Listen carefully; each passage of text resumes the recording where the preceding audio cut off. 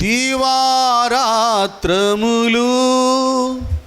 కంటి పాపవలే కాచి, దీవారాత్రములు కంటి పాపవలే కాచి, దయగల హస్తముతో దోచి నడిపించితివి, దయగల హస్తముతో దోచి నడిపించితివి. స్తోత్రం చెల్లింతుము, స్తుతి స్తోత్రం చెల్లింతుము. యేసునాథుని మేలులు తలచి, యేసునాథుని మేలులు తలచి స్తోత్రం చెల్లింతుము, స్తుతి స్తోత్రం చెల్లింతుము. చాలు. 92వ కీర్తనకు వెళదాం. 92వ కీర్తన 3వ ఆదివారం పోయిన నెలలో నరసరావుపేట నుంచి దేవుడు ఆ కీర్తన మీద దృష్టిని పెట్టాడు, నాకు దాని వైపు తిప్పాడు. అక్కడ వాళ్ళు ఈ 12వ వచనంలో అది నేను సందేశాన్ని దాని ఆధారంగా చేసుకొని ఈ ఖర్జూరపు వృక్షము వలె అనేటటువంటి దాన్ని నీతిమంతులు అలాగుంటారని సందేశం ఇవ్వడం జరిగింది. ఆ రీతిగానే ఇక్కడ ఈమె ఏం చేశాడంటే 10 వచనాలే చదివిచ్చాడు పోయిన ఆదివారం. ఈ గురుపోతు కొమ్ము వలె అని, నీ కొమ్ము అది, నీవు నా కొమ్ము అది అనేటటువంటి దాని గురించి మాట్లాడాను. కొమ్ము అనేటటువంటిది శక్తికి, బలానికి, మరొకటి గర్వానికి సూచనగా కనబడుతుంది. జంతువులకి కదా, గేదెలకు కానీ ఆవులకు కానీ ఇంకా ఉన్నాయి కదా అడవి జంతువులు, జింకలు, లేళ్ళకి, వాటికి ఎందుకు కొమ్ములు దేవుడిచ్చాడంటే శత్రు బారి నుండి రక్షించుకుంటానికి, సంరక్షించుకుంటానికి కదా. ఒక్కొక్కసారి అవి చంపడానికి ప్రయత్నం చేసినప్పుడు ఎదురుదాడి చేస్తాయి, పొడిచేస్తాయి. డిస్కవరీ ఛానల్ చూస్తే కేవలం అడవి దున్నలే సింహాన్ని పొడిచి చంపేసింది. అన్నీ ఒకటై ఆ కొమ్ములతో వాటి ప్రాణాన్ని కాపాడుకొని శత్రువుని హతమార్చి, మనకి ఊర్లో కొన్ని ఆవులు, గేదెలు, ఆంబోతులు తిరుగుతాయి. అవి వాళ్ళ మీద పొడిచి గందరగోళం చేస్తే ఊరుకుంటారా? కొమ్ముల్ని కోసేయడం లేకపోతే చంపడం జరుగుతుంది. చాలా చూసాం. కొమ్ములు జంతువులకు ఎందుకు ఇచ్చాయంటే వాడు అవి సంరక్షించుకుంటానికి, కాపాడుకుంటానికి, కానీ వాళ్ళని వీళ్ళని దారిని పోయేవాళ్ళు పొడవడానికి కాదు. అలాగే మరొక భావం కనబడుతుంది కొమ్ములు గురించి.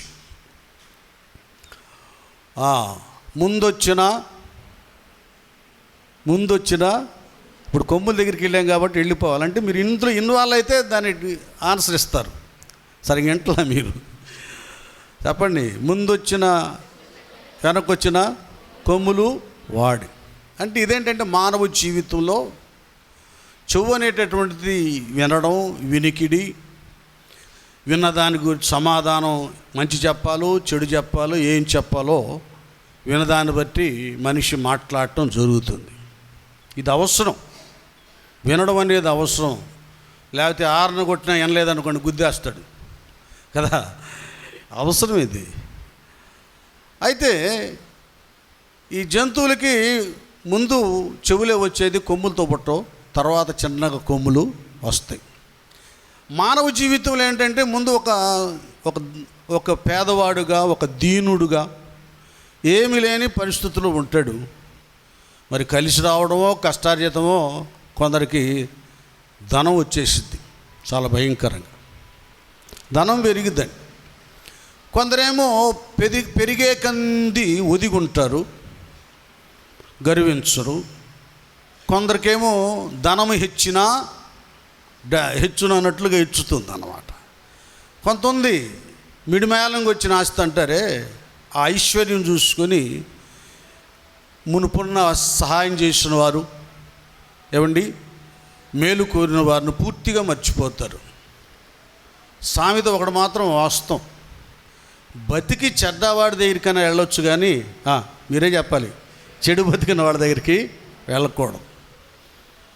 హఠాత్తుగా ఐశ్వర్యం వచ్చిందనుకోండి, వాళ్ళ విషయంలో జాగ్రత్తగా ఉండాలి.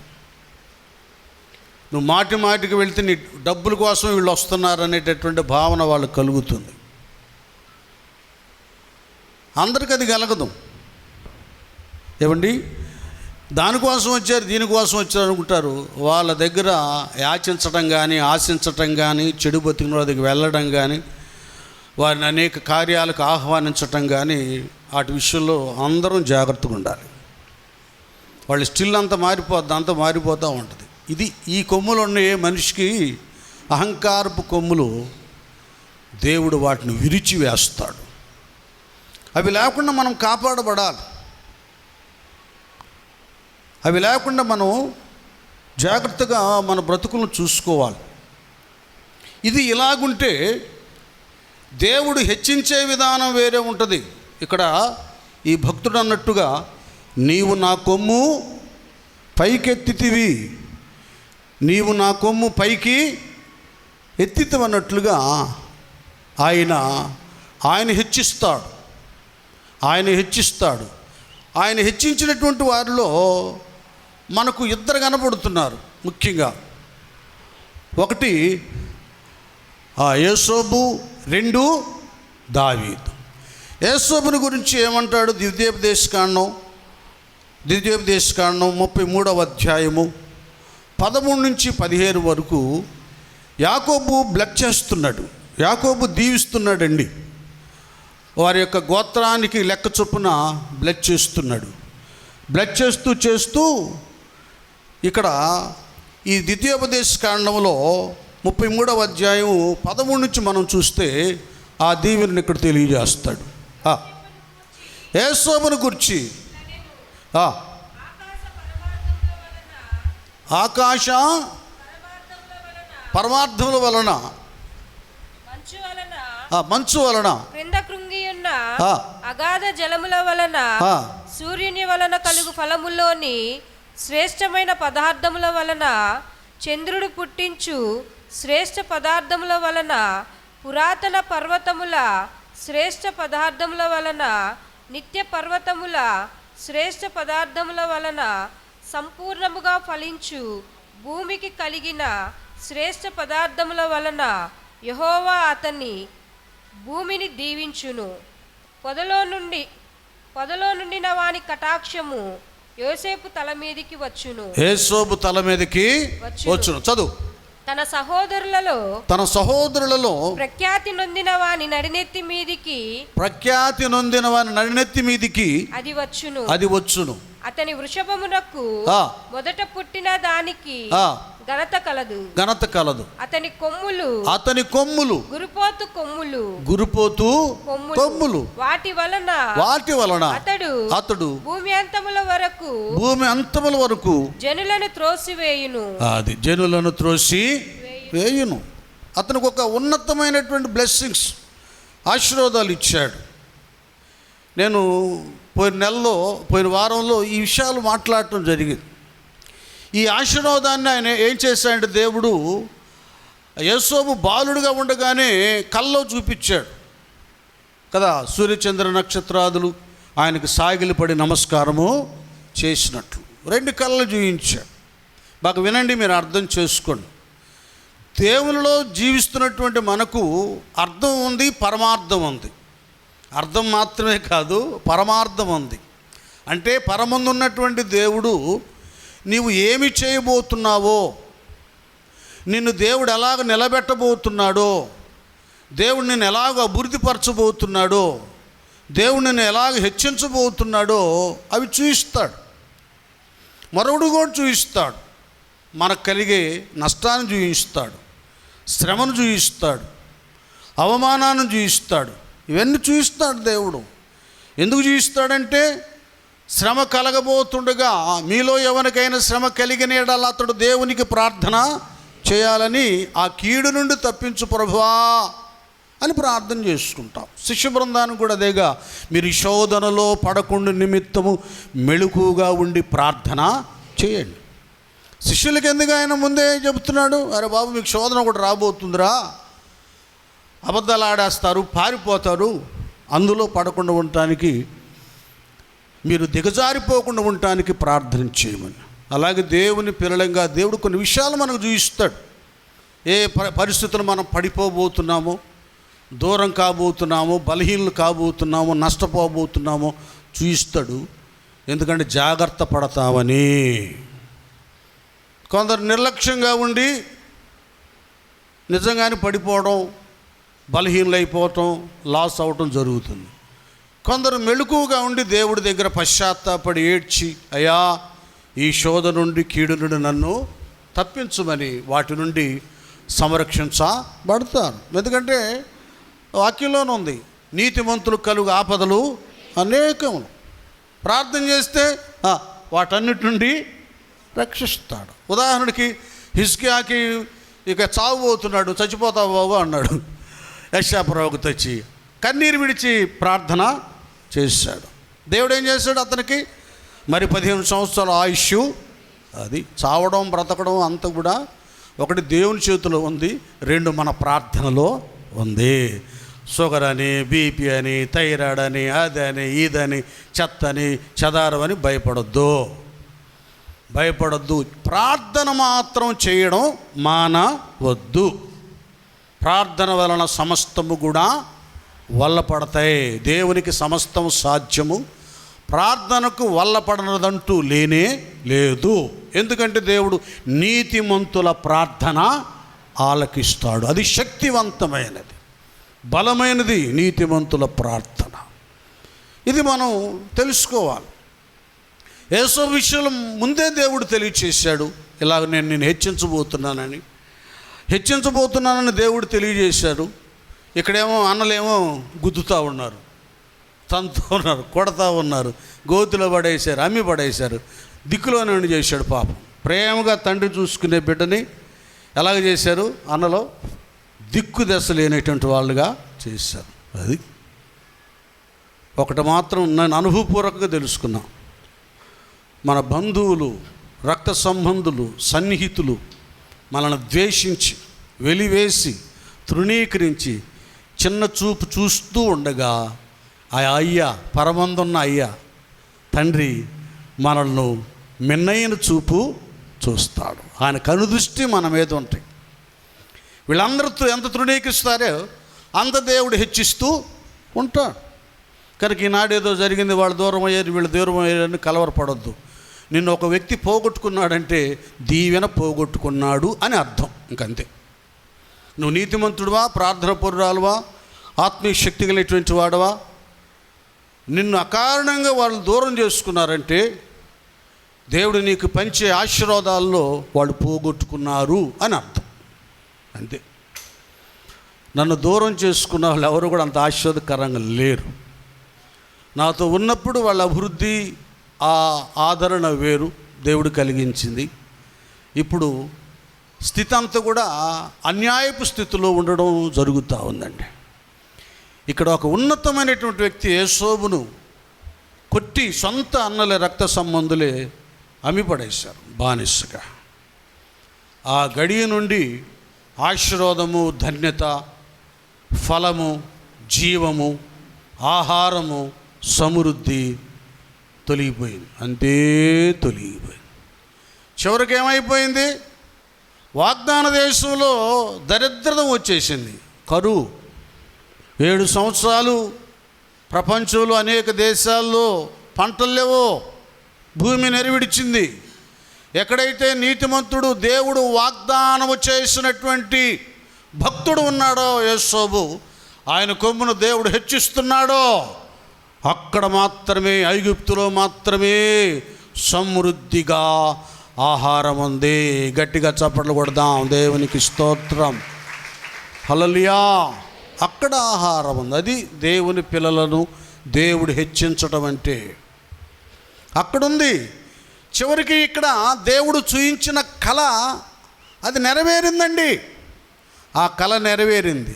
ఏం జరిగింది అంటే ఏం జరిగింది? అక్కడ కరువు వచ్చింది. తిండి గింజల కొరకు అందరూ పరిగెత్తుకుంటూ యేసోబు దగ్గరికి వచ్చారు. అది ఆయన ఆనుకొని సరిగా బ్రతకాలి. నేను కానీ నువ్వు కానీ మనం ఎవరుమైనా ఆధ్యాత్మిక రోషం కావాలి మనకు.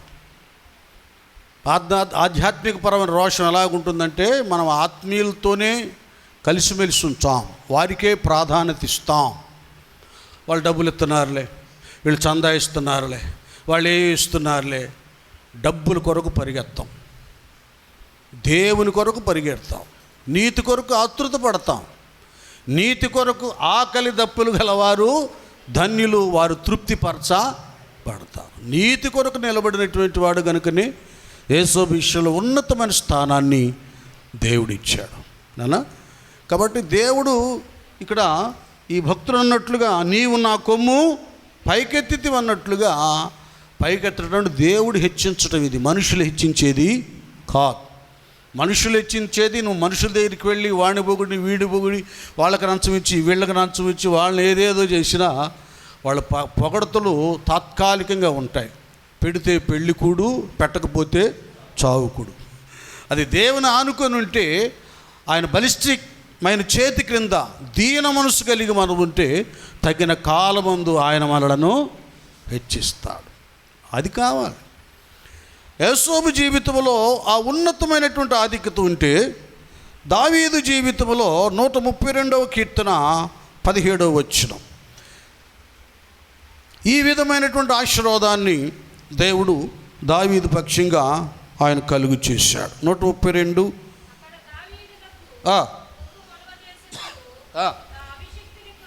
నా అభిషక్తిని కొరకు నేనచ్చట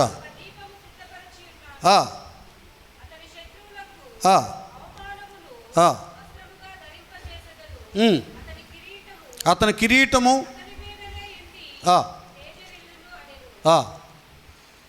అక్కడ ఉన్న కొమ్ము 132 16 17 అది చూడండి. ఏంటి 132 ఎన్నో వచ్చినది అమ్మా? 17. అక్కడ దావీదునకు ఏంటంట? కొమ్ము నా అభిషిక్తుని కొరకు నేను నచ్చట ఒక దీపము సిద్ధపరిచున్నాను. దేవుడు ఆయన హెచ్చించే విధానం ప్రత్యేకంగా ఉంటుందండి. ఇక్కడ దావీదు జీవితాన్ని గురించి మనం ప్రతి ఆదివారం చెప్పుకున్నా కూడా ఇంకా పరిశుద్ధాత్మ దేవుడు జ్ఞాపకం చేస్తూనే ఉంటాడు. నీతిమంతుల్ని కొన్ని సందర్భాల్లో మనం జ్ఞాపకం చేసుకుంటాం, కొన్ని సందర్భాల్లో పరిశుద్ధాత్మ దేవుడే జ్ఞాపకం చేస్తాడు. ఎందుకు చేస్తాడంటే అట్టుండాలి మనమని చేస్తాడు. దావీదు విషయం అంతా మీకు బాగా తెలుసు. ఇంట్లో చిన్నాడైనా మరి అన్నలు కానీ అతను కూడా అన్నలు కానీ తండ్రి కానీ అంత ఘనంగా ఆయన చూసిన వాళ్ళు కాదు. యేసోబుకైనా యాకోబు ఒక ప్రత్యేకమైన అంగీ కుట్టించాడు, భలే ప్రేమించేవాడు, ఎప్పుడు ఒళ్ళో కూర్చోబెట్టుకునేవాడు యేసోబుని యాకోబు. ఇక్కడ దావీదు విషయం అంత అల్లారి ముద్దుగా దావీదును చూచినట్లుగా మనం చదువుకున్నంత మట్టుకి లేఖనాల్లో వాక్యంలో ఎక్కడ కనబడదు.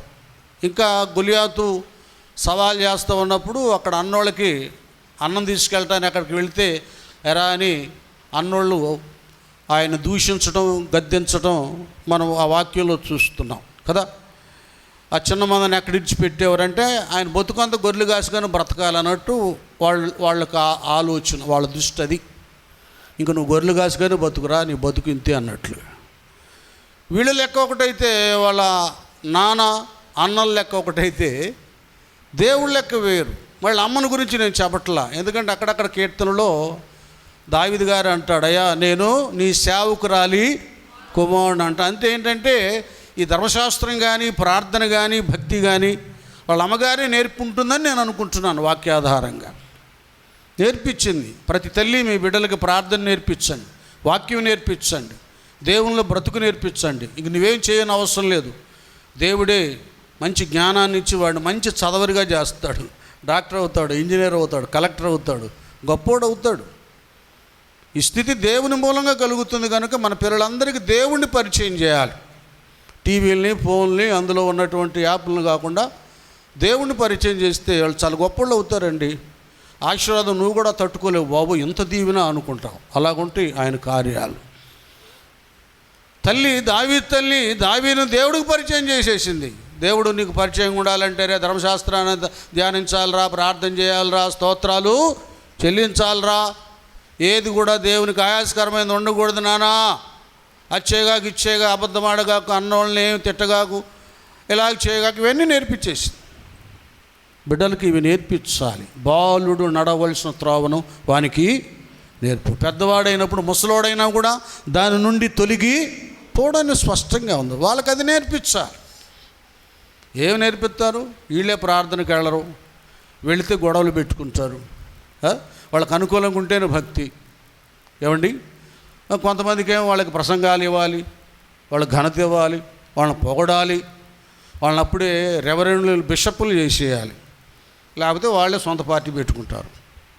ఇప్పుడు పార్టీలు వస్తున్నాయి కదా, భక్తులు కూడా పార్టీలు ఎక్కువైపోయినాయి పాపం. అవి ఉంటాయో తెలీదు, ఊడిపోతాయో తెలియదు. ఎందుకంటే దేవుడు యెహోవా ఇల్లు కట్టించని ఎడల కట్టువ అనే ప్రయాస ఆయన కట్టించాలి. ఆయన కట్టించే విధానం అభిషిక్తునికి వ్యతిరేకంగా దేవుడేది చేయడు. దావీదు జీవితంలో దావీదుకి తల్లి దేవుణ్ణి పరిచయం చేసింది కనుక అందులో ఎదిగేశాడు. ఎంతోడయ్యాడంటే వాళ్ళ నాన్నకు తెలియలేదు, వాళ్ళ అన్నలకు తెలియలేదు, అంత గొప్పడు అవుతాడు. దేవుడు అతని కొమ్ముని హెచ్చించాడు స్థితిని.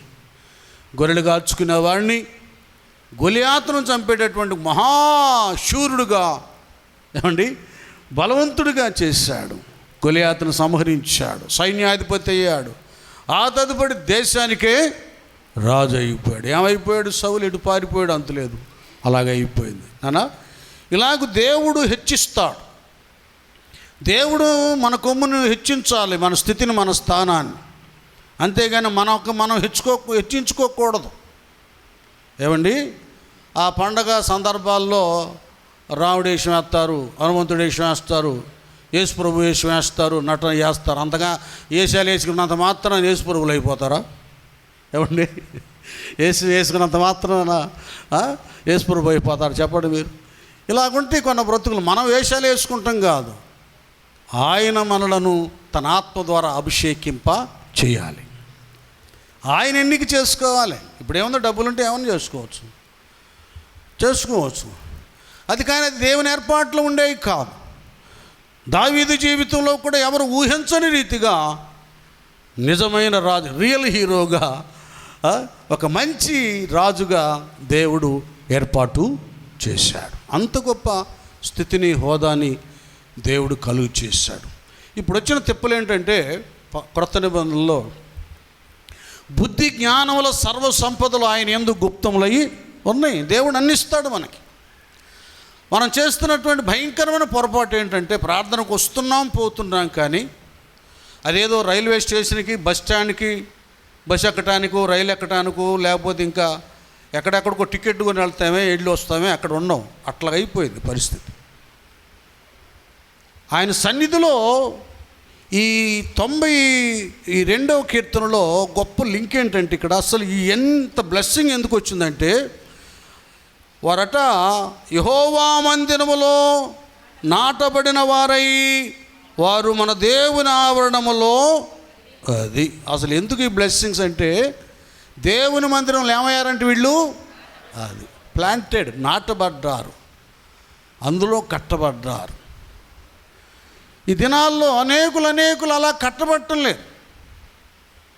ఏమంటాడు పౌలయ్య కానీ, తత్తర పేతురు భక్తుడు కానీ, అపోస్తుల పునాది మూలరాయి ఎవరంట? క్రీస్తే మూలరాయి ఉండగా, పేతురు వివరంగా మనమందరము సజీవమైన రాళ్ళుగా చెక్కబడాలి. దేవుని సన్నిధిలో సజీవమైన రాళ్ళుగా చెక్కబడి మూలరాయి అయినటువంటి యేసయ్య మీద మనం కట్టబడాలి. ఇది కావాలి సంఘ జీవితంలో. ఇప్పుడు వాళ్ళకి సన్నిధి అనుభవం వద్దు, ఏమండి, యేసయ్య మీద కట్టబడటం అసలు ఇష్టం లేదు కదా. ఇక్కడ ఏమంటాడు మత్తయి సువార్త 7వ అధ్యాయంలో, నా మాట విని వాటి ప్రకారము చేయు ప్రతివాడు బండ మీద తన ఇల్లు కట్టుకొనిన బుద్ధిమంతుని పోలి ఉన్నాడు. వాన కురిసెను, వరదలు వచ్చెను, ఆ ఇంటి మీద కొట్టెను, కానీ దాని పునాది బండ మీద వేయబడిన గనుక అది. బండ మీద వేయబడితే ముందు ఏమొచ్చినాయి? వాన, తర్వాత ఏమొచ్చినాయి? వరదలు వచ్చినాయి. ఇన్ని వచ్చినా కూడా ఆ ఇల్లు కదల్లా. బాగా మీరు వినాలి. ఈ వాన వరదలు అనేవి ఆధ్యాత్మిక జీవితంలో 2 రకాలుగా కనబడుతున్నాయి. మనకొచ్చే శోధనలు, శ్రమలు. రెండవది లోకాశలు, భ్రమలు.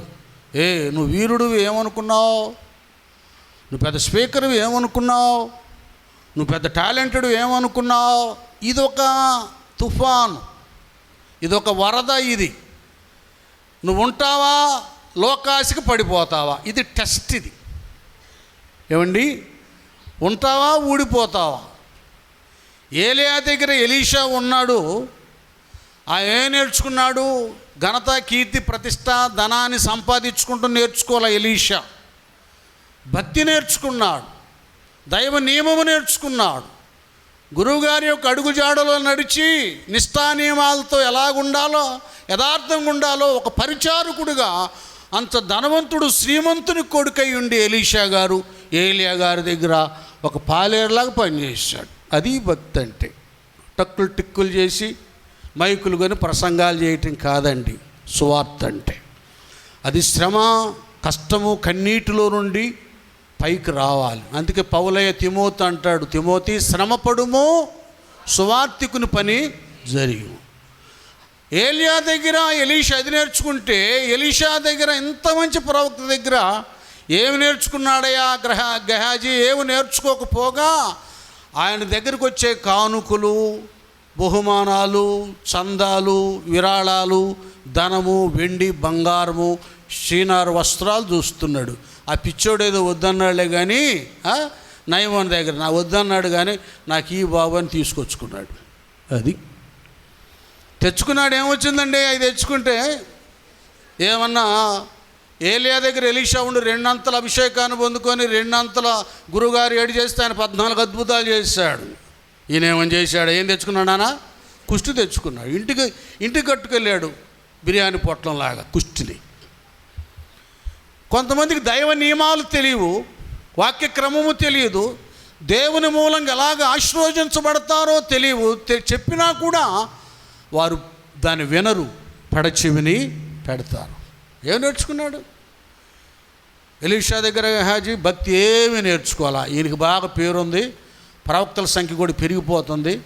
నాకు కూడా ఒక ప్రెసిడెంట్, వైస్ ప్రెసిడెంట్ పదవో, ట్రెజరర్ పదవి ఇస్తాడేమో, ఇస్కారియా దాకా ఇచ్చినట్టుగా. అయినా నేను డబ్బులని నేను పోగు చేసుకోవచ్చు అనుకున్నాడు. అది కాదు. దేవుడు హెచ్చించే విధానం వేరే ఉంది. అది వినయము, విధేయత, ఆజ్ఞకు లోబడుట, అభిషిక్తులను గౌరవించుట, గద్దింపును సహించుట, ఓర్చుకొనుట, వీటి మీద ఆధారపడి ఉంది మన కొమ్ము.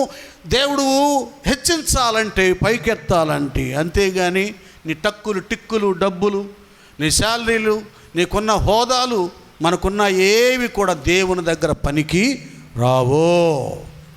దీనులకు అండాయనే భక్తిహీనులకు కూల్చును, దీనులకు భక్తిహీనులకు కూల్చును, సితారాతో దేవుని స్తుతులతో కీర్తించుడి. సితారాతో దేవుని స్తుతులతో స్తుతులతో కీర్తించుడి దేవునికి స్తోత్రము గానము చేయటయే మంచిది మనమందరము స్తుతి గానము చేయుటయే మంచిది. స్తోత్రం చెప్దాం. హల్లెలూయా. ఇక్కడ తర్వాత ఏమంటాడంటే 92వ కీర్తనలో ఏమండి, ఈ 92వ కీర్తనలో ఈ 10వ వచనంలో గురుపోతు కొమ్ము వలె నీవు నా కొమ్ము క్రొత్త తైలముతో, అది ఏ తైలం అంటే అది క్రొత్త తైలము, అది ఇక్కడ క్రొత్త తైలం కనబడతా ఉంది. ఈ తైలాన్ని మనం పరిశుద్ధ గ్రంథాన్ని తేరు చూసినప్పుడు మరి రాజులను వారిని అభిషేకించినప్పుడు కొమ్ములో నుండి తీసిన తైలం అది. ఒకసారి చూస్తారా? మొదటి సమూయేలు గ్రంథం 10వ అధ్యాయమైన 1వ వచనం చూడండి, 9. అప్పుడు సమూయేలు తైలపు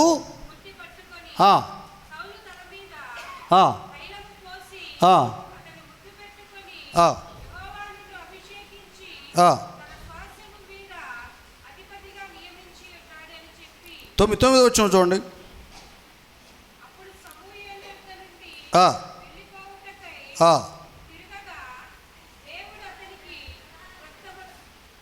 క్రొత్త ఈ మొదటి సమూయేలు గ్రంథంలో కొమ్ము ప్రస్తావన లేదా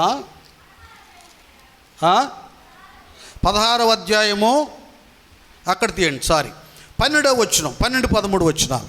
ఓకే. అతడు చక్కని నేత్రములు గలవాడును,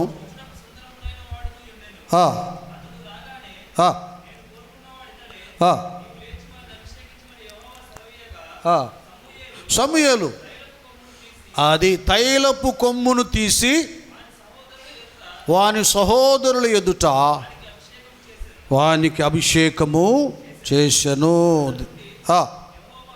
యెహోవా ఆత్మ దావీదు మీదకి బలముగా వచ్చాను. చిన్న మాటలు నేను చెప్పేసి నా టయాన్ని ముగిస్తా. ఈ తైలము అనబడేటటువంటిది నిర్గమాకాండము నుండి అక్కడక్కడ మనం యాకోబు కూడా ఆ బండను లేక తలగడగా చేసుకున్న రాయిని నిలబెట్టి దాని మీద ఏం చేశాడు? తైలం పోసాడు కదా. మనకు తెలిసినంత వాటికి మీకు ఇంకేమైనా రెఫరెన్స్లు తెలిస్తే చదవండి. ఆ తర్వాత నిర్గమాకాండంలో 25వ అధ్యాయం నుండి ప్రత్యక్ష గుడార నిర్మాణం ఆరంభం. నిర్గమ 20లోనేమో ఏం జరిగింది అక్కడ చెప్పండి. నిర్గమ 20లో, నిర్గమ 20వ అధ్యాయంలో ఏమున్నాయి? 10 ఆజ్ఞలు, 10 కమాండ్మెంట్స్. అదే 25వ అధ్యాయంలో ప్రత్యక్ష గుడార నిర్మాణాన్ని దేవుడు మోషేకు చూపించాడు. ఈ నిర్మాణంలో ఆలయాన్ని నిర్మాణాన్ని ఎవరెవరు చేత చేయించాలో ఆ మాట తెలియజేశాడు. ఆలయ పరిచర్య ఎవరు చేయాలో అది కూడా చెప్పాడు. లేవి గోత్రాన్ని చెందినవారు, ప్రస్తుతం మీ సహోదరుడు మీ అన్న అహరోను తమ పిల్లలు, వారి సేవ చేయడానికి కూడా తైలముతో అభిషేకించడం జరిగింది. దాని తర్వాత మీరు ఈ నిర్గమాకాండం చదువుకోండి, ఇప్పుడు టైం లేదు. 29వ అధ్యాయం చూడండి ఒకసారి. 29 నిర్గమ 29:4 నుండి చూడండి. ఇవి రిఫరెన్స్లు మీకు అవసరం ఎప్పుడైనా ఎవరితో మాట్లాడాలంటే చెప్తున్నా. నీవు అహరోనును అతని కుమారులను తీసుకొని వచ్చి ఆ వస్త్రములను ఏఫోదును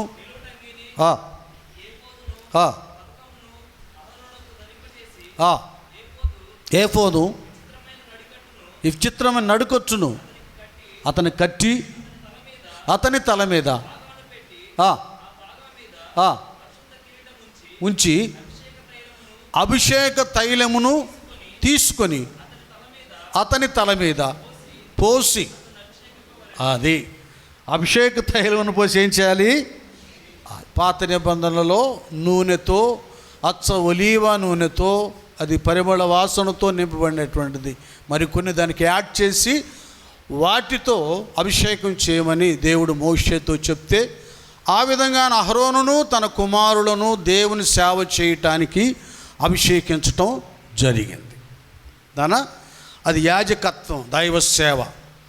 ఇక్కడ మొదటి సమూయేలు గ్రంథం 10వ అధ్యాయంలో కానీ ఆ తైలముతో అభిషేకించడం అంటే రాజుగా అభిషేకించటం.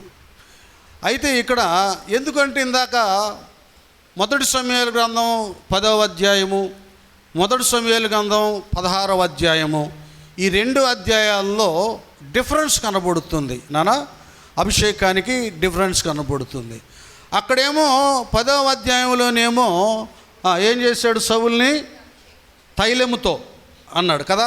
ఇక్కడేమో 16లో ఏమంటాడు ఆయన?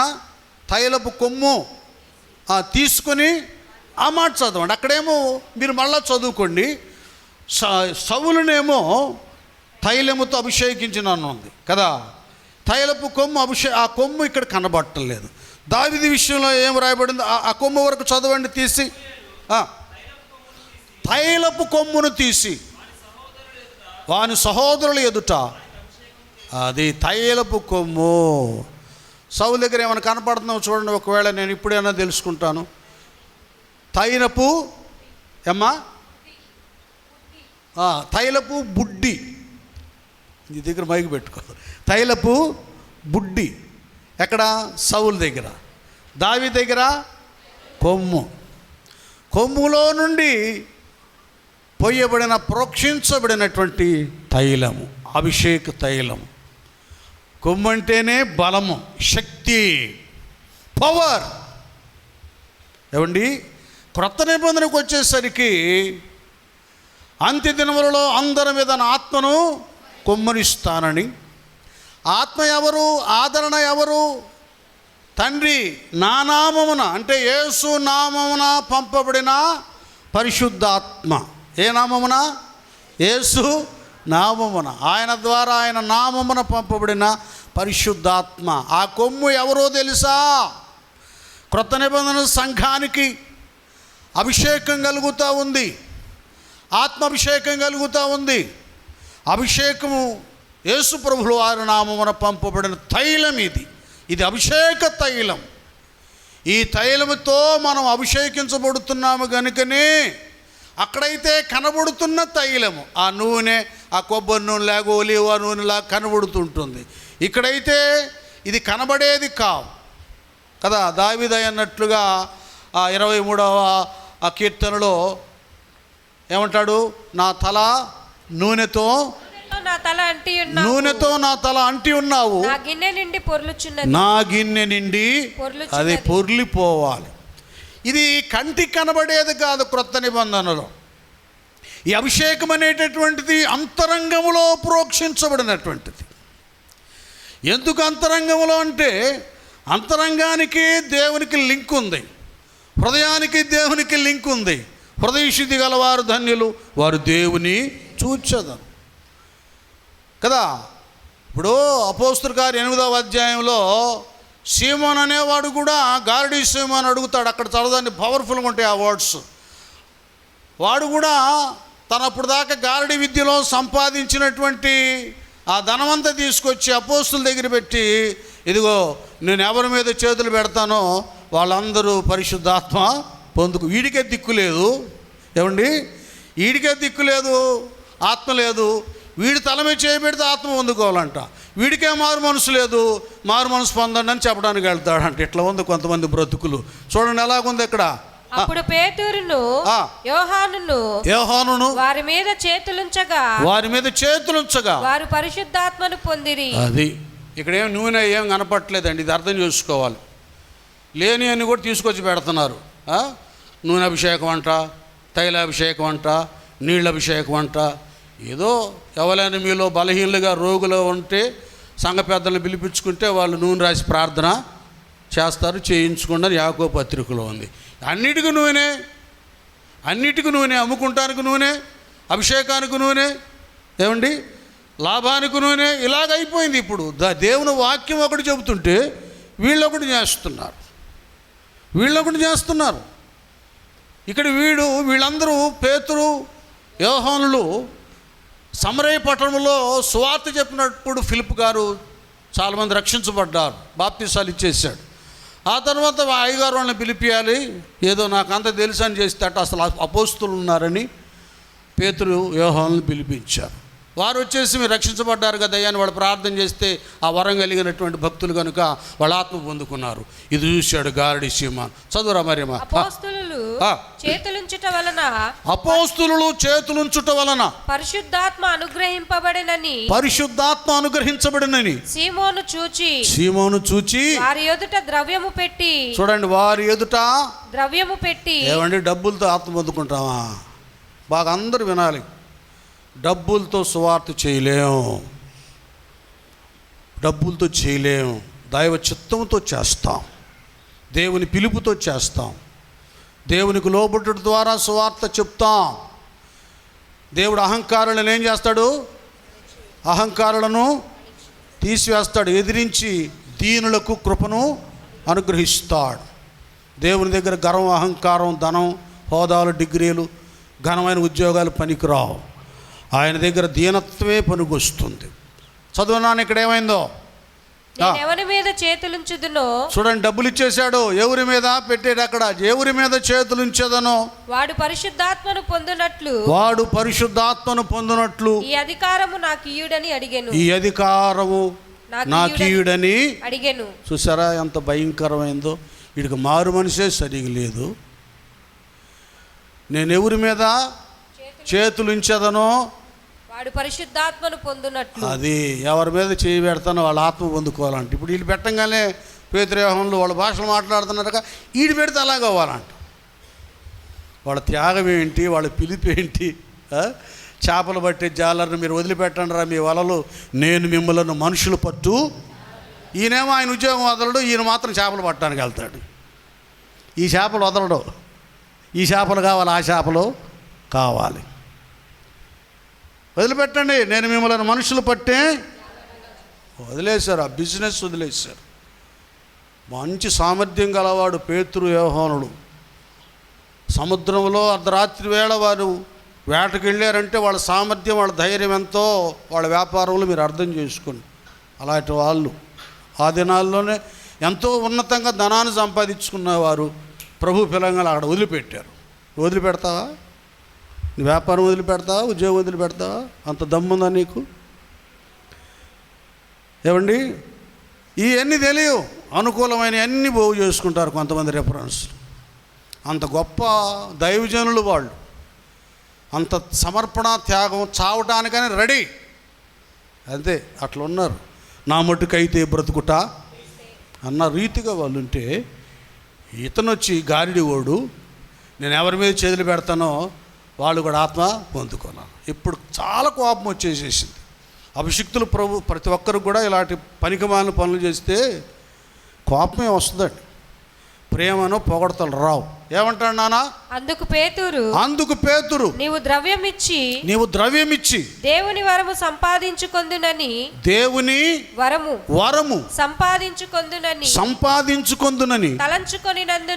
తలంచుకొనినందున నీ వెండి నీతో కూడా నశించునుగాక. చూసారా నాన్న, ఇక్కడ క్లియర్గా ఉందా? డబ్బులతో ఆత్మను సంపాదించుకోలేం, మనం ఆత్మలను సంపాదించలేము, సేవ చేయలేం. ఇక్కడ ఏమంటాడు మరలా తర్వాత ఏమంటాడు నాన్న? నీ హృదయము దేవుని ఎదుట సరి అయినది కాదు గనుక. అదే నాన్న, ఒక్క నిమిషం అలాగుండి, తర్వాత చదువుగా. నీ హృదయము దేవుని ఎదుట సరైనది. ఆత్మను పొందుకోవాలన్నా మన హృదయాలు దేవుని ఎదుట సరైనదిగా ఉండాలి. సేవ చేయాలన్నా మన హృదయము దేవుని ఎదుట సరైనదిగా ఉండాలి. ఆత్మదేవునికి ఇష్టం లేనిది క్రీస్తు ప్రభుల వారు తన స్వార్థను ప్రకటించడానికి వెల్కమ్ చెప్తాడా? మన హృదయాలు దేవుని ఎదుట సరైనవిగా ఉండాలి. సేవ చేయాలన్నా, స్వార్థ చెప్పాలన్నా, ఆరాధన చేయాలన్నా, ఏమండి, ఆత్మను పొందుకోవాలన్నా ఏమీ లేవు. నీ హృదయము దేవుని ఎదుట ఎలాంటిది సరైనది కాదు గనుక ఈ కార్యమునందు నీకు పాలు పంపులు లేవు. కాబట్టి ఈ నీ చెడుతనము మానుకొని, అది ఇప్పుడు వీడు మానుకోవలసింది ఏంది? ఈ నీ చెడు తనము మానుకొని మారు మనసు పొంది ప్రభువును వేడుకొను. ఒకవేళ నీ హృదయాలోచన క్షమింపబడవచ్చును. అది క్లాస్ ఇచ్చేసాడు ఫుల్గా. అబ్బా నువ్వు కూడా అటు చెత్త మాకలా రా రా రా రా. ఇది ఎంత? అది 10 లక్షలా? ఏహోనో దాచిపెట్టు డబ్బులు రా అని పంపలా. ముందు నీ బతుకు చూసుకోరా. ముందు నువ్వు మారు మనసు పొందు, సరి చేసుకో. అవి డైరెక్ట్ కనపడతాయండి వ్యక్తుల్లో. వాళ్ళ తిరుగుబాటు, వారి వ్యతిరేకత, వాళ్ళ దౌర్భాగ్యం, దుర్మార్గత, నటన, ఏమండి మంచి ఆళ్ళగా నటించడం, ఇవన్నీ కనబడతాయి. అభిషేకం అనేది లేక స్వార్థ అనేది ఏదైనా నిన్ను ఎవరేమన్నారో మా ఇష్టం అన్నట్లుగా చేసేది కాదు. దీనికి ఒక ప్రత్యేకత ఉంది.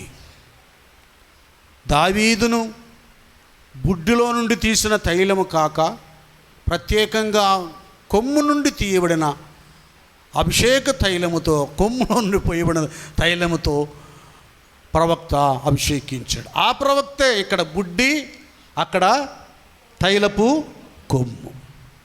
కొమ్ము. అది ఘనత, కీర్తి, ప్రతిష్ట, గొప్ప బలము, శక్తికి సూచన. ఆ బలము, శక్తి, ఘనుడే మన ప్రభు అయిన యేసుక్రీస్తుల వారు. ఆయన నామమున పంపబడినటువంటిదే పరిశుద్ధాత్మ అభిషేకం. వారందరూ 120 మంది మేడగదిలో సమావేశమై కనిపెట్టి ప్రార్థన చేయగా ఆత్మను పొందుకున్నారు. అన్ని భాషలు మాట్లాడారు, ప్రవచించారు. ఏమండి మీరు చదువుకోండి, అపోస్తుల కార్యం 6వ అధ్యాయం చదువుకోండి. ఆ తర్వాత అపోస్తుల కార్యం 13, 14 అధ్యాయాల్లో పౌలును బర్నబాను హస్తనిక్షేపణ చేసి చదువుకోండి. ఎక్కడ బెన్ను చూసావా? నూనె పోసింది లేదు, ఎక్కడ నూనె లేదు. ఇప్పుడేమో లేని నూనె అంతా లేని నూనెను కల్పించుకొని ఇక అమ్మటం మొదలుపెట్టారు, నెత్తిన పోయటం మొదలుపెట్టారు. వాక్యాన్ని కొద్దిగా బాగా మనం పరిశీలన చేసుకోవాలి. ఒకటి ఆ 7 అపోస్తుల కార్యం 6వ అధ్యాయంలో 7 పరిచారకులనికి తల మీద చేతులుంచి తీయాలి. మీరు ఆ 7 మీద అపోస్తుల 6వ అధ్యాయం తల మీద చేతులుంచి ప్రార్థన చేశారు. చదవండి, మనం అనేక మంది చూస్తారు కదా. ఇక్కడ ఏంటంటే మనోళ్ళు ఇక మనం కూడా నూనె చేస్తున్నాం నెత్తి మీద. వీరు ప్రార్థన చేసి వారి మీద అది 7 మీద స్తెఫను, ఫిలిప్పు, తత్తర, నికోలాస్ వాళ్ళు ఉన్నారు కదా, వాళ్ళ మీద చేతులుంచి. ఇక్కడ చేసింది ఎవరు? అపోస్తులు. ఇక్కడ 2 విషయాలు మీరు గమనించాలి, అందరూ వినాలి, మీరు గమనించాలి. నేను అభిషేకించినప్పుడు కూడా, అంటే హస్తనిక్షేపణ చేసినప్పుడు కూడా కొంతమంది చెప్పారు, ప్రవక్తలే చెప్పారు, వాళ్ళు అంత అర్హులు కారయ్యాని కొందరి గురించి. తర్వాత అలాగే జరిగిందిలేండి. ఇప్పుడు ఏం జరుగుతుందంటే, ఎందుకు దేవుడు గాడిదలను ఎత్తుకుంటూ వెళుతున్న సౌలుని సమూయేలు ద్వారా అభిషేకింపజేశాడంటే వాళ్ళు రాజును కోరుకుంటున్నారు. వీడు కొద్దిగా చూసేటప్పుడు కొద్ది భక్తిగానే ఉన్నాడు. ఆ గాడిదలు పోతే అక్కడ ప్రవక్త ఉన్నాడంట, ఆయన దగ్గర విచారణ చేస్తే అవి ఎక్కడుండి ఆయన చెబుతాడు. బాగానే ఉంది. అంటే ఏమైందంటే చివరికి ఒక ప్రవక్తని ఒక సోదరులాగా వాడుకుంటూ జరుగుతుంది. ఇక్కడ ఆ మనసు ఉంది సౌలులో. ప్రవక్తగా చాలామంది ఉపయోగించుకోవడంలా, ప్రవక్తలను కూడా సోది చెప్పేవాళ్ళకి సోదమ్మో సోదని ఇళ్ళమ్మడు తిరుగుతూ ఉంటారు ఆడవాళ్ళు. వాళ్ళు పిలుస్తారు, ఇక చేయబొట్టుకొని ఏం తిప్పిద్దులే, ఏం చెయ్యి, అటు తిప్పి ఇటు తిప్పి, ఉన్నది చెబుతా, లేని చెబుతా, అది చెబుతా, ఇది చెబుతా అన్నట్టుగా. ఇప్పుడు పాపం చాలామంది ప్రవక్తలను సోదోడు చేశారు. నేను స్థలం కొంటానా, నేను ఇల్లు కట్టుకుంటానా, అబ్బాయికి బాగా కట్నం వచ్చిద్దా, అమ్మాయికి మంచి భర్త దొరుకుతాడు, ఏంది సోది. మన ప్రభువు ఉన్నాడు, అడుగుడి మీకు. అది ఇప్పుడు ఇలా జరుగుతుంది సమావేశం. తెలియకుండానే ఒక్కోసారి దేవుడు తన ఆత్మతో మన దగ్గర ఉన్న ప్రవక్తల్ని అభిషేకించుకొని మాట్లాడతాడు. నాతో మాట్లాడతాడు, మీలో కొందరు విషయాన్ని దేవుడు, అది వేరు. ఇప్పుడు శోధనలు చేశారు ప్రవక్తల్ని, అది ఇది కాకపోతే ఫలానా జ్యోతిష్కుడు అని బోర్డులు పెట్టుకుంటారే, ఇప్పుడు అట్ట బోర్డులు పెట్టుకుంటున్నారు మన వరాలు ఉండేవాళ్ళని.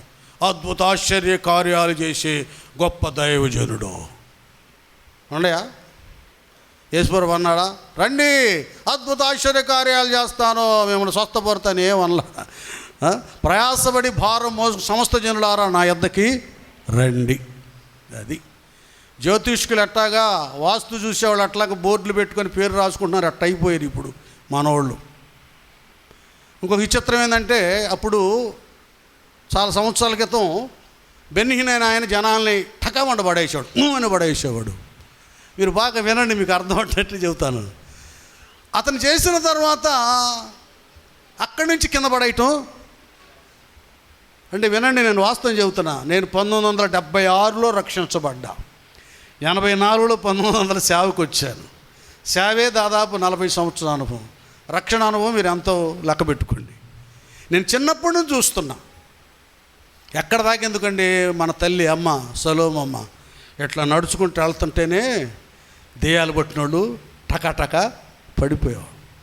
ఎల్లారి కాలనీలో ఆమె ప్రార్థన పెడితే మేము వెళ్ళేవాళ్ళం, నేను చిన్న పాస్టర్ గారు, మేరీస్ అమ్మాయి శ్రీలత, తర్వాత సలోమ గారి కూతురు వేసిపడి ఉండేది. మేమంతా వెళ్ళేవాళ్ళం, పాటలు పాడటానికి వెళ్ళేవాళ్ళం.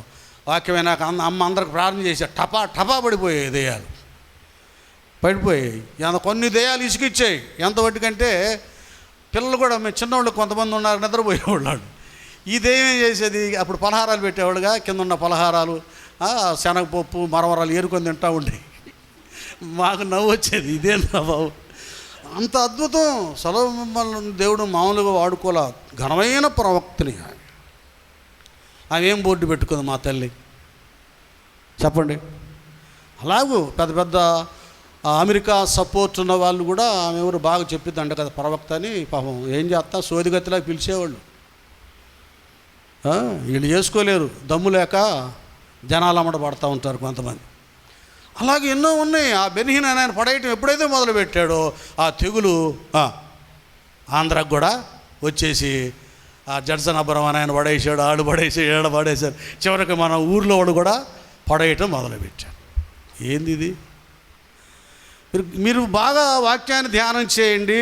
క్రైస్తవ సమాజంలో జరుగుతున్న జిమ్మిక్కుల్ని చూడండి. ఏది సత్యమో అసత్యమో మీకు అర్థమవుతుంది. అంత కల్తీ అయిపోయింది, అంత డూప్లికేట్ అయిపోయింది, అంత నటన అయిపోయింది, అంత బిజినెస్ అయిపోయింది. అది కాదు. బిజినెసే చేస్తే అపోస్తుల పాదాల దగ్గర చరాస్థిరాస్తులు మీ విశ్వాసులు అందరూ ఆడ పెట్టారు. వాళ్ళు పెద్ద బిల్డింగ్లు కట్టుకొని ఒక 10 మంది, రే అడుపో, నువ్వు వెళ్ళి అక్కడ సేవ చేసుకోపో, నువ్వు ఇటు సేవ చేసుకోపో, సర్లే నాకు టైం లేదు, కొద్దిగా రెస్ట్ తీసుకోవాలని హాయిగా తిని తాగి హాయిగా ఎంజాయ్ చేసి తర్వాత నరకానికి వెళ్ళేవాళ్ళు అండి. అలాగైపోయేది పరిస్థితి. ఆ ధనాన్ని ఆశించలా. వీడు మాయ మాటలు చెప్పి గారడీ సీమోని ఇస్తానన్న ధనాన్ని ఆశించకుండా వాడికి వార్నింగ్ ఇచ్చాడు, గద్దించాడు. అలాగైపోయింది అభిషేకం అనేది. అక్కడ ఏమి లేదు, వాళ్ళని అభిషేకిస్తే హస్తనిక్షేపణ చేస్తే వాళ్ళు పెద్ద వీరులు, వాళ్ళు మామూలు కాదు. ఫిలిప్ ఏమో సమరే పట్టణాన్ని గదిలిచ్చాడు. స్టెఫనేమో హీరోలాగా కొద్ది సమయంలోనే అద్భుత ఆశ్చర్య సూచక్రియలు చేశాడు. వాక్యంలో కూడా గడగడలాడి ఇచ్చాడు జనాల్ని. ఎవడికి భయపడలా. సత్యాన్ని బోధించే విషయం హతసాక్షి అయిపోయాడు. సరైన అభిషేక విధాన లక్షణం వేరు ఉంటుందండి. అందులో స్వార్థం కనబడదు, అక్రమం, అన్యాయం, తిరుగుబాటు, వ్యతిరేకత కనిపించదు. సీమోను గారడీ సీమోన్ లాగా. మళ్ళీ 13, 14 అధ్యాయం బర్నబాసు సౌలు అధ్యాయండి, చదువు. వారు ప్రభువును సేవించుచు ఉపవాసము చేయుచుండగా పరిశుద్ధాత్మ నేను బర్నబాను, చూడండి అక్కడ ఆత్మతో నింపబడి పరిశుద్ధాత్మ దేవుడు ఇక ఒక నింపుకొని మాట్లాడుతాడు. నేను బర్నబాను సౌలును పిలిచిన పని కొరకు వారిని నాకు ప్రత్యేకపరచుడని వారితో చెప్పెను. వారు నాకు ప్రత్యేకపరచుడని వారితో చెప్పాను. అంతటా వారు ఉపవాసముండి ప్రార్థన చేసి వారి మీద చేతులుంచి వారిని పంపిరి. స్తోత్రం చెబుదాం. హల్లెలూయా. ఏమ్మా చూశారు కదా, చేతులుంచి ప్రార్థన చేసి బర్నబా పౌలు కూడా పంపారు. ఏమి లేదు నువ్వు సరే, ఏదో అభిషేక తైలం కదా, పాత నిబంధనలో ఉందని అభిషేకించు, నూనె రాయి, సరే ఏదో నీ తృప్తి కొరకు అదైనా. క్రొత్త నిబంధన ఏనా బైబిల్ చదివిన శాలే వెస్లీ జీవనం ఏమైనా ఉందా? క్రొత్త నిబంధనలో నూనె సంగతి ఏమైనా ఉందా? నూనె వేసారు నెత్తి మీదని లేదు.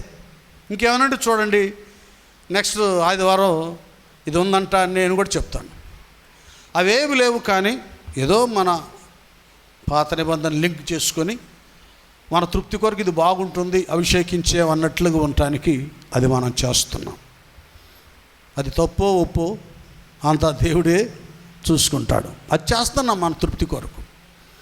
అయితే ఎక్కడంటే ఈ అభిషేక విషయంలో పాత నిబంధనలోనేమో రాజుల్ని కానీ ప్రవక్తల్ని కానీ, ఇక్కడ ఏలియా తర్వాత ఎలీషాను ప్రవక్తగా అభిషేకించిన విధానం కూడా అక్కడ మనం చూస్తే అక్కడ పైన ఏమేశాడండి? ఎలీషా మీద దుప్పటి వేసాడు అంతే ఏలియా. అక్కడ నూనె వేసి ప్రార్థన చేసాడు. ఒకసారి నువ్వు చూసుకో ఈ లోపు. సరే, మనం విషయానికి వద్దాం. ఎప్పుడైతే అభిషేకపు ఆ కొమ్ము, తైలపు కొమ్ముతో ఆ నూనెతో అభిషేకించబడ్డాడో దావీదు భక్తుడు ఆ క్రొత్త తైలముతో, అప్పటి నుంచి ఏమైంది అతనికి? ఆ దినము నుండి యెహోవా ఆత్మ బలముగా అతని మీదకి దిగి వచ్చును. బలముగా ఆత్మను పొందుకోగానే, లేక అభిషేకించబడగానే బలముగా దేవుని యొక్క ఆత్మ దిగి వచ్చింది. మీరు అర్థం చేసుకోవాలి. మీకే అప్పగిస్తాం మొత్తం. మరి ఇక్కడ అభిషేకమేమో మరి మొదటి సమూయేలు గ్రంథం 16వ అధ్యాయంలో అయితే గొలియాతుని ఎప్పుడు చంపాడు? ఏ అధ్యాయంలో చంపాడు చెప్పాలి?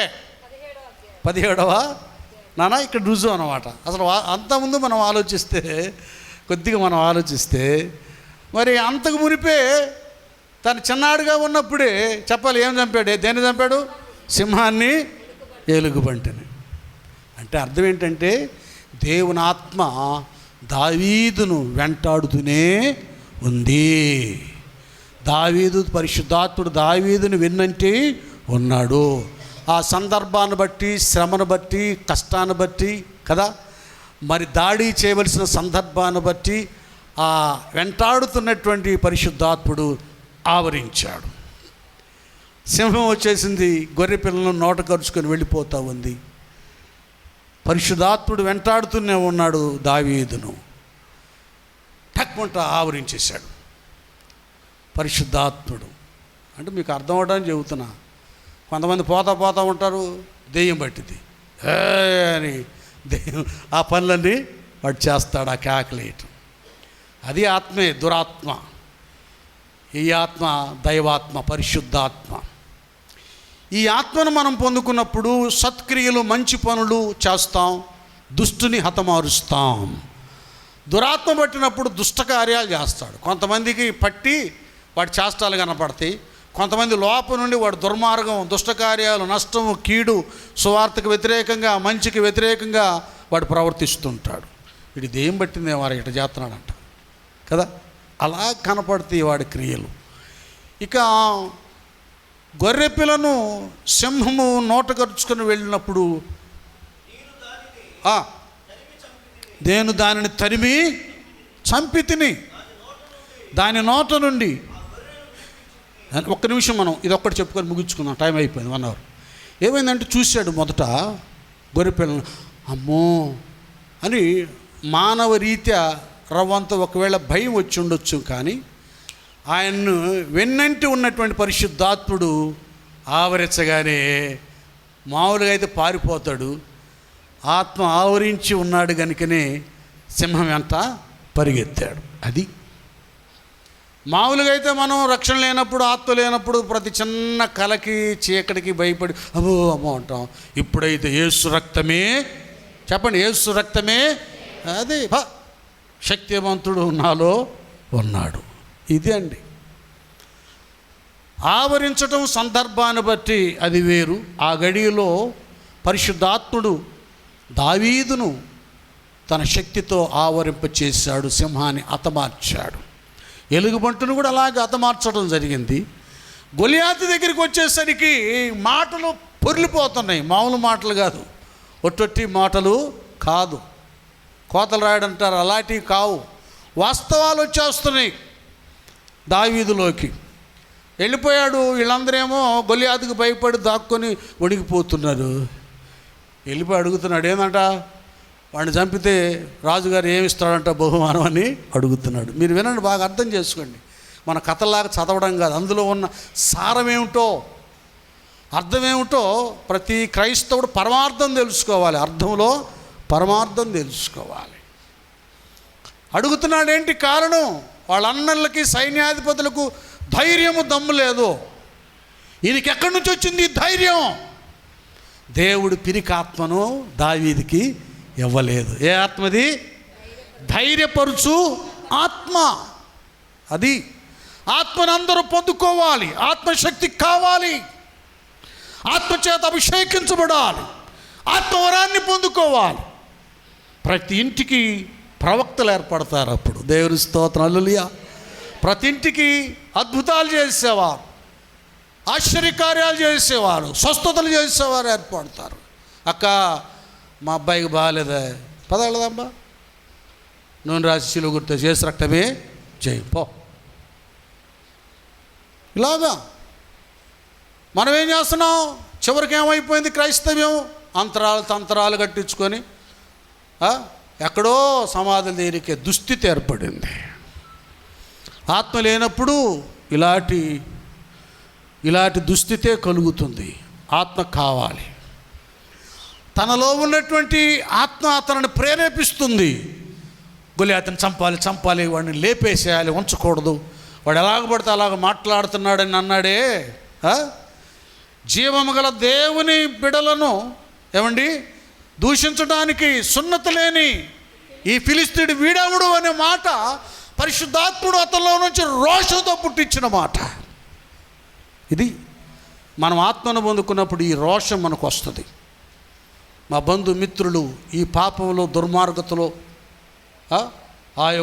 ఆ గర్జించు సింహము నోట ఉండకూడదు. వాళ్ళని రక్షించాలి, వాడిని తరిమివేయాలి, ఆ కుటుంబాన్ని దీవెనకరంగా మలచాలి అనేటటువంటిది ఈ ఆత్మీయ ఆవేశం, రోషం వస్తుందండి. ఈ రోషం వస్తుంది ఆత్మీయ జీవితంలో. ఆత్మ ఆవరించబడ్డాడు కనుక ఆత్మతో ఏంటంట బహుమానం. అసలు వాడెవడు సున్నతి లేనివాడు దేవుడి బిడ్డలను దూషించడానికని పరిగెత్తుకుంటూ రాజు దగ్గరికి వెళ్ళిపోయాడు. డైరెక్ట్గా సౌలు రాజు దగ్గరికి, నేను ఆయన చంపేస్తాను అన్నాడు. అరే బొడ్డోడా, వాడు బాల్యం నుండే అనేక రకాల విద్యల్లో ప్రావీణ్యత కలిగిన వాడు, వీరుడు శూరుడు రా బాబు, వాడు నువ్వేడ తట్టుకుంటావు లేదండి అని అప్పుడు దైవ కార్యాన్ని జ్ఞాపకం చేస్తున్నాడు. సింహాన్ని ఎలాగ చంపాడు, ఎలుగుబంటిని ఎలాగ చంపాడు. కొద్ది గొప్ప ఆత్మ గల్లవాడుగా ఇప్పుడు దెయ్యం పట్టిన సౌలు, కొద్ది గొప్ప ఉందిగా ఆత్మ. కొంతమంది దెయ్యాలు పట్టిన అప్పుడప్పుడు ఎరుగుతారులేండి, తర్వాత వాళ్ళ స్వార్థం వరకు ఉపయోగించుకుంటూ ఆ తర్వాత నెట్టేస్తారులే, అది వేరే లెక్క. ఆత్మ ఎరిగినాడు, సరే పదరా బాబు నువ్వేదో దేవుడు ఉన్నాడు అన్నామని పంపించేశాడు. ఇది ఏదేదో ఇస్తే సైనికులు ధరించేటటువంటి ఆ డాళ్ళు కవచాలు మాకు ఏమి కాదులే, నాకు ఒక కవచం ఉందిలే, నా రక్షణ కవచం పరిశుద్ధాత్ముడు ఉన్నాడు, నా డాలు ఆయనే, నా ఖడ్గం ఆయనే, సమస్తం ఆయనే, యేసు రక్తమే జయమన్నట్టుగా మనం వెళ్ళాడు. అది రోషంగా నిలబడ్డాడు, ధైర్యముగా. ఆరుమూరల జానుడు గొలియాతు శూరుడు ఎదుట బాలుడుగా ఉన్న దావీదు నిలబడ్డాడు. కారణం ఏంటంటే దావీదుని నిలబెట్టాడు పరిశుద్ధాత్ముడు. స్తోత్రం, హల్లెలూయా. అది నాన్న, ఏ సమస్య కష్టమైనా పరిశుద్ధాత్మ దేవుడు నిన్ను నిలబెట్టేటట్లుగా నువ్వు ప్రిపేర్ అవ్వాలి. ఆయన నిలబెట్టేటట్టుగా నువ్వు సిద్ధపడాలి. హృదయశుద్ధి కలిగి ఉండాలి, విధేయత కలిగి ఉండాలి, పరిశుద్ధత కలిగి ఉండాలి, యథార్థత కలిగి ఉండాలి, భక్తి కలిగి ఉండాలి. ఆయన ఆవరిస్తాడు. ఎక్కడైనా నిలబెడతావు, సాక్షి చెబుతావు, ఆరాధన చేస్తావు, స్వార్థ చెబుతావు, ప్రార్థన చేస్తావు, దేవుడు అద్భుతాలు చేస్తాడు. దేవుని స్తోత్రం, హల్లెలూయా. నిలబెట్టాడు గొలియాతు ఎదుట, లోకం ఎదుట, రాజులు ఎదుట, అధికారులు ఎదుట ఆత్మ కలిగి ఉంటే దేవుడిని నిలబెడతాడు. ఆత్మను పోగొట్టుకుంటే ఎగతాళి చేయబడతావు. అది కావాలి మన సేవకు, అది కావాలి మన ఆత్మీయ జీవితానికి. అక్కడ నిలబడ్డాడు. వాడు చూపుతో చూస్తున్నాడు గొల్యాతు. ఈ బొడ్డోడు ఈడేం చేస్తాడు, ఏంద్రా కుక్కను కొడతానికి కర్ర తీసుకొచ్చినాడు, కర్ర తీసుకొని వస్తున్నావు అని ఎగతాళి చేస్తున్నాడు, దూషిస్తున్నాడు. చెప్పండి ఏమన్నాడు? యుద్ధము అన్నాడు. ఏట్లోనే ఆల్రెడీ ఏట్లో ఏం తీసుకున్నాడు చెప్పాలే. ఎలాంటి రాళ్ళు? 5 నున్నని రాళ్ళు. ఎక్కడ అవి ఉన్నాయి? ఏ గట్టిగా అందరు వినండి, ఆవేశపరులారా వినండి. ఏటిలో ప్రవాహం, నీటి ప్రవాహం జరుగుతూ ఉంటుంది. ఏ రాయి ఉన్నా ఆ రాయి ఎట్లా తయారైంది చెప్పండి?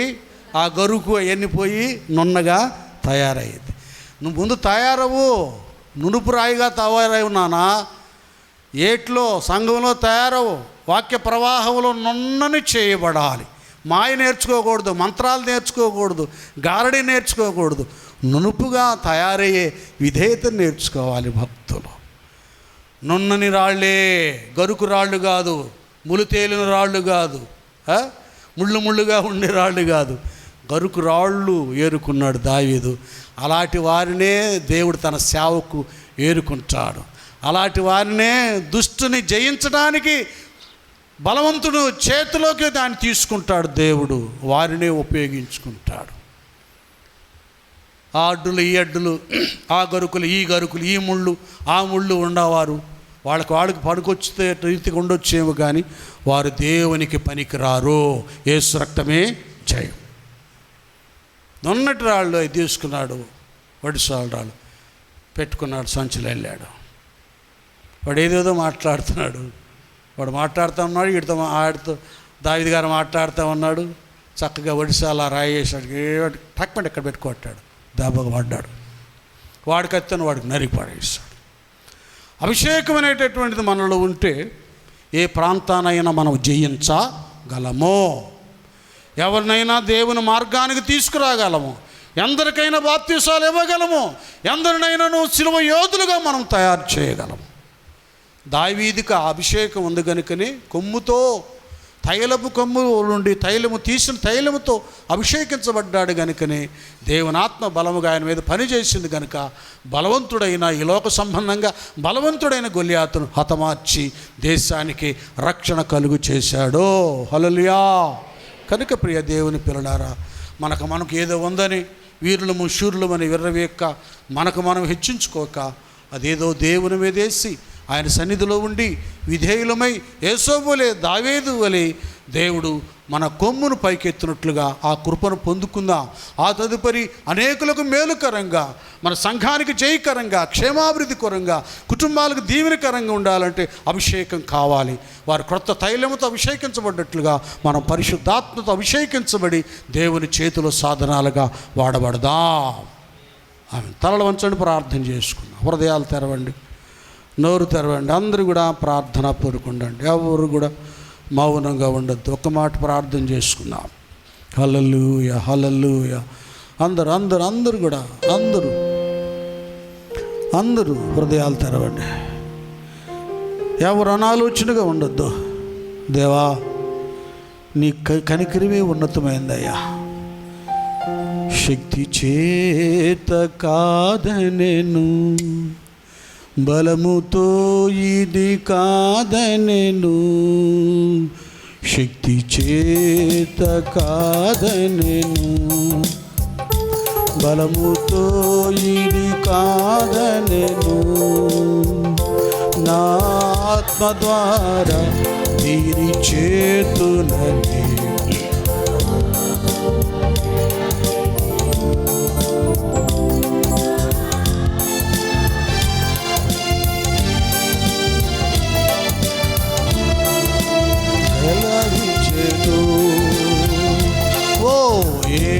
ఇశ్రాయేలు విను, నీ భాగ్యమెంత గొప్పది. ఓ ఇశ్రాయేలు విను, నీ భాగ్యం యెహోవా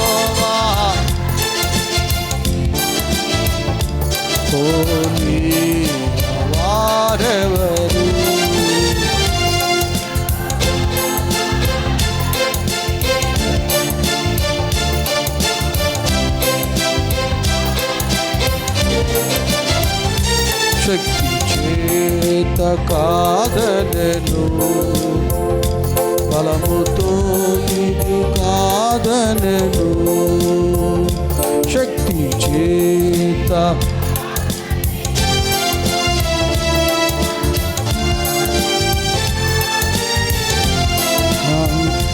నా ఆత్మ ద్వారా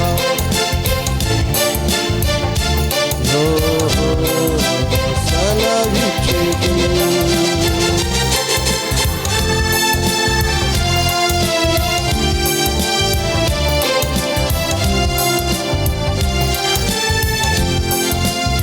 ప్రార్థించుకుందాం. పరమ తండ్రి మీకే స్తోత్రాలయ్యా. ఇది నా 92వ కీర్తన 10వ వచనములో, ప్రభా నాయన, మీరు మా స్థితి పైకెత్తితేనే, హెచ్చిస్తేనే అది ఉన్నతంగా ఉంటుందయ్యా. కనుక మాకు మేము హెచ్చించుకొని మాకున్న దాన్ని బట్టి మేము గర్విస్తే మా కొమ్ములు విరిచివేయబడతాయి. అలా కాక ఒక యేసు వలె, దావీదు వలె నీ మూలంగా మేము హెచ్చించబడటానికి, మా కొమ్ము హెచ్చించబడటానికి నీ శక్తిని ఇవ్వండి.